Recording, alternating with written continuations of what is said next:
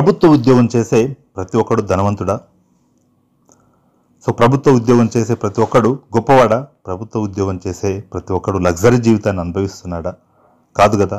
దానికి సంబంధించి సోషల్ మీడియాలో బాగా వైరల్ అవుతున్న మరొక మెసేజ్. మీరు ఒకసారి వీడియోని లైక్ చేయండి, అందులోకి వెళ్దాం. ప్రభుత్వ ఉద్యోగులందరూ ఉన్నోళ్ళు ఎట్లయితారు? ప్రభుత్వం పరిశీలించాలి, ప్రజలందరూ ఆలోచించాలి.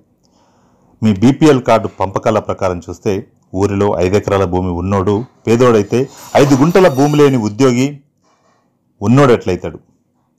15 లక్షల బ్రిజా కారులో వచ్చి ఉచిత బియ్యం తీసుకుపోయేవాడు పేదోడైతే ఆర్టీసీ బస్సులో అప్ అండ్ డౌన్ చేసే ఉద్యోగి ఉన్నోడు ఎట్లయితాడు?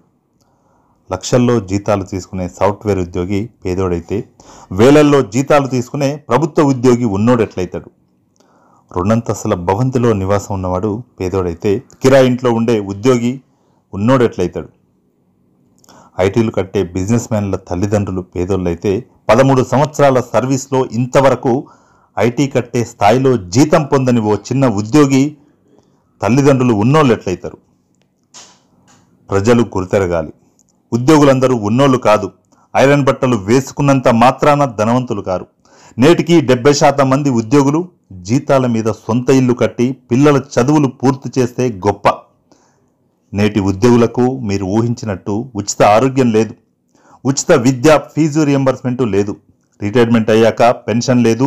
ఈర్ష్యపరులారా, మీ చుట్టూ ఉన్న ఉద్యోగులకు వారసత్వంగా వచ్చిన నౌకర్లు కావవి.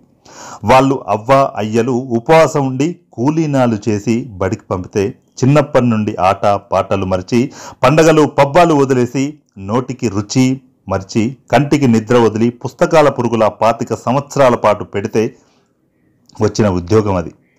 ఆ ఉద్యోగం రాగానే వచ్చే జీతంలో ప్రతి పైసా ఖర్చుకు 10 సార్లు ఆలోచిస్తూ పద్ధతిగా ఖర్చు చేస్తూ ప్రణాళికాబద్ధంగా బతుకుతున్నారు. అంతే తప్ప వాళ్ళంతా బలిసినోళ్ళు కాదు, భాగ్యవంతులు కారు.